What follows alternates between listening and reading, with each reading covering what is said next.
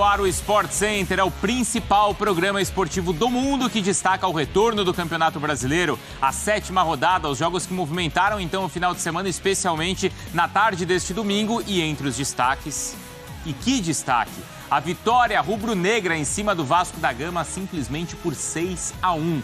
Uma tarde completa no Maracanã, claro, para o torcedor rubro-negro, com gols, muitos gols, virada, gol do Gabigol, golaços do Pedro, também do Arrascaeta e, claro, a liderança do campeonato. Além de tudo isso, é a maior vitória do Flamengo em sua história em cima do Vasco da Gama. A gente já começa o programa assim, mostrando então os melhores momentos da histórica goleada rubro-negra em cima do Vasco, que estreou seu novo treinador, o Álvaro Pacheco, e que já estreia então com todo esse barulho. Aqui comigo, Fernando Campos, também André Donk e Zinho, por quem eu começo para falar pra gente bastante sobre este jogo, que começa com essa bela virada, esse belo voleio do Verratti, mas depois, Zinho, foi um atropelo rubro-negro. Boa noite, Zinho.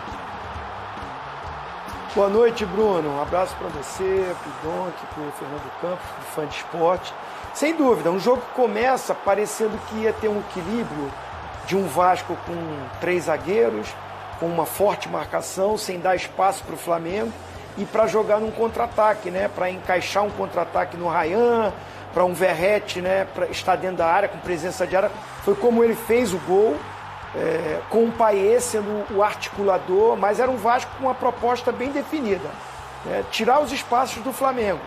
Até esse momento aí que sai o gol do Everton Cebolinha, esse jogo tá truncado, tá difícil. O Flamengo tinha posse de bola, o Flamengo tinha o domínio do jogo, era quem tinha mais proposta de jogo, que buscava ser mais ofensivo, mas sem infiltrar, sem entrar, sem criar grande chance. Sai o gol.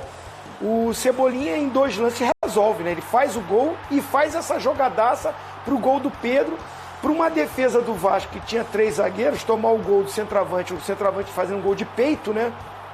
Muito livre. Tem a jogada individual, tem o Flamengo, tem jogadores decisivos e o jogo mostrou isso, mas depois desse gol é um atropelo. É um Vasco que não consegue mais criar, sentir o golpe, e o Flamengo cresceu, teve moral, a confiança aumenta, de um Davi Luiz que não tinha feito gol, faz esse gol aí, faz o 3-1, fez um bom jogo o Davi Luiz também. Aí o Flamengo com seu repertório domina, foi 6, né? Com todo respeito ao Vasco gigante, era para ser mais, poderia ter sido mais, né? Até aquela rapaziada que é meio não gosta muito do trabalho do time do Flamengo comandado pelo Tite, tem gente que fala, esse Tite é retranqueiro, hein? Pô, era para ser de 10, pô, só foi de 6. Brincadeiras à parte, mas o Flamengo produziu para isso, atropelou, aí o jogo leve, solto, como diz o meu parceiro Branco, o Bruno Vicari, Branco, nosso lateral do Tetra. Opa. Jogar ganhando é uma maravilha, né? Você jogar com 3, 4, 5, aí tudo dá certo, é calcanhar, é toque de bola, é qualidade. E o Vasco ainda com um jogador a menos, né? É expulso o João Vitor, né? Não tinha jeito ali, uma entrada criminosa ali, poderia ter sido pior, né? Uma lesão mais grave no De La Cruz, ainda bem que não foi, mas foi expulso merecidamente. O Flamengo passeou, o Arrascaeta, né, maestro, dando esse passe para o Bruno Henrique, que é o time que ele mais faz gol aí, né? Sim. Os times do Rio, assim, o clássico é em cima do Vasco. E aí o Gabigol, que tem essa mistura, uma minoria vaiou o Gabigol, mas quando o Gabigol entrou, eu estava aqui assistindo o jogo com meu sobrinho, eu falei, vai fazer gol. O cara é predestinado, é eliminado, vai sobrar uma bola e vai fazer gol. E é bom para que o Gabigol se recupere, que esse carinho volte. Uma parte não vibrou, teve um pouquinho de apuro, mas a maioria vibrou com o gol do Gabigol. O Tite acertadamente está fazendo esse trabalho, colocando aos poucos, a ponto de alguns torcedores já até ficar, o Gabigol não vai entrar, que hora que ele vai entrar para ver como é que vai ser? Todo mundo nessa expectativa.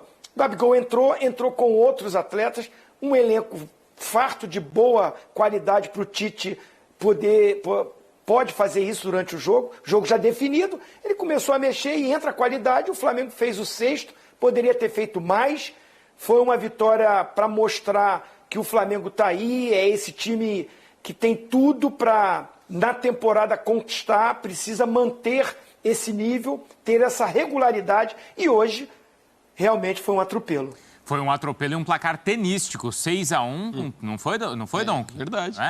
Quem ligou, pus no Roland Garros? Não, colocou no Maracanã mesmo. Foi 6-1, então, do Flamengo em cima do Vasco. Com essa vitória e com as outras partidas encerradas, outras duas também encerradas, tá?